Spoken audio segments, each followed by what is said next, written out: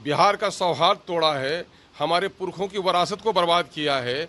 आने वाले दिनों में बिहार का और नुकसान न हो, इसलिए इस सांप्रदायिक सरकार को हटाना ज़रूरी है। उसके लिए ज़रूरी ये है कि सेकुलर वोटों को बिखरने से बचाया जाए। ये मेरी अपने विचारधारा के अनुरूप हमने एक प्रपोजल दिया है। ये हमारी कोई कमज़ोरी नहीं है ना, ये हमारी कोई कमज़ोरी नहीं है, बल्कि एक विचारधारा की शक्ति हमारी है कि बिहार में आम जनों के हित में हमारी ये सोच है कि बिहार में पुनः फिर ये गंदी सरकार ना आ जाए, जिसने करप्शन को इतना बढ़ावा दिया है, जिसने भ्रष्टाचार की गंगा बहा दी है और अफसरशाही का नंगा नाच हो रहा है, लोकतंत्र का रोज चीरहरण हो रहा है, सामाजिक सौहार्द बर्बाद हो रहा है, बच्चों की पढ़ाई चली गई है, नौजवानों का कारोबार लुट गया है। इस सरकार को हटाना जरूरी है। नहीं, अब वो लोग चुप्पी साधे हुए हैं, क्या करेंगे? हाँ भी नहीं ना भी नहीं कहते हैं। बहरहाल मैं उसके हाँ ना का इंतजार नहीं कर रहा हूँ।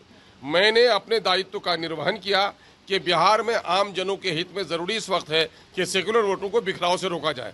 हमने चूंकि बड़े घटक दल हैं वो लोग, इसलिए हमने अपना प्रपोजल दे दिया है। बाकी हमारी अपनी पार्टी की जो तैयारी है वो चल रही है, हम अपना काम कर रहे हैं। आगे अगर महागठबंधन की तरफ से कर सकते हैं भाई, हम थर्ड ऑप्शन पर भी काम कर रहे हैं, है ना। थर्ड ऑप्शन मतलब थर्ड फ्रंट। जी, थर्ड फ्रंट के लिए भी हम काम कर रहे हैं और हम उसमें कोशिश में लगे हुए हैं। अरे हम किसी के वो नहीं ना, रैयत नहीं ना है कि किसी के कहने पर उठते और बैठते हैं। हम अपनी अलग विचारधारा की राजनीति करते हैं। ये अगर उसके लिए तैयार नहीं है तो हमारे राहें खुली हुई हैं। और कोई पहला मामला नहीं है कि बिहार में विगत 11 वर्षों से हम राजनीति कर रहे हैं इस पार्टी से। तो हमारा जो कार्यकलाप रहा है, हम किसी के मातहत में काम नहीं करते हैं। कौन लोग हो सकते हैं थर्ड फ्रंट? अब वो समय बताएगा। ये बात तो भी राज की है कि किनसे मिला जाए, किनको लिया जाए, ये तो राज की बात है। ये हम लोग जाहिर है आम जनों तक बात को पहुंचाने का माध्यम तो आप ही होंगे। वोटर पुनरीक्षण को किस तरह से देखते हैं आप?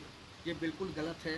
पार्टी के हमारे राष्ट्रीय अध्यक्ष जनाब बैरिस्टर असदुद्दीन अवैसी साहब ने 19 पॉइंट पर अपना विरोध प्रदर्शन कर दिया है और इलेक्शन कमीशन को भेजा है कि ये गोया चुपेचाप या चोर दरवाजे से एनआरसी को नाफिज करने की नापाक कोशिश है।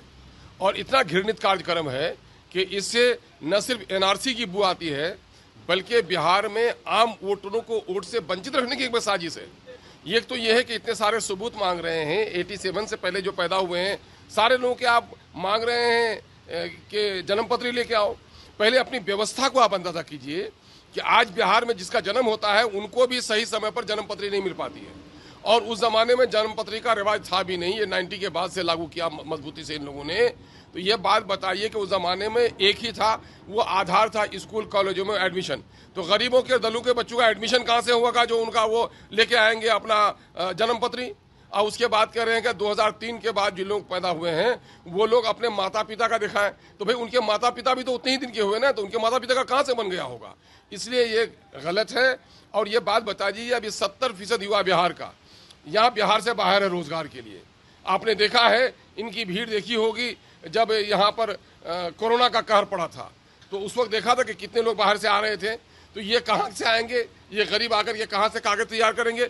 25 दिन में एक्सरसाइज करना है, ये काम होना चाहिए कम से कम साल भर। अगर आप इतना ही जरूरी समझ रहे थे गहन पुनरीक्षण, तो आपको पार्लियामेंट्री इलेक्शन के जस्ट बाद कर देना था।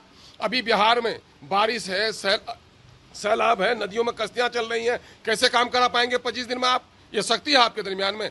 ये इस चालाकी में लगे हुए हैं कि महाराष्ट्र में जिस तरह से वोट बढ़ाकर सरकार बना ली है, या दलितों के माइनॉरिटी के वोट घटाकर फिर से सांप्रदायिक सरकार को बना लें, यही इनकी वो है। इसका अपोज कर रहे हैं। इलेक्शन कमीशन से आज हम लोग बिहार में मिलेंगे, आज या कल में, और जब समय देते हैं। हमारे नेता जनाब बैरिस्टर असदुद्दीन अवैसी साहब ने इसका घोर विरोध किया है, हम लोग पूरा विरोध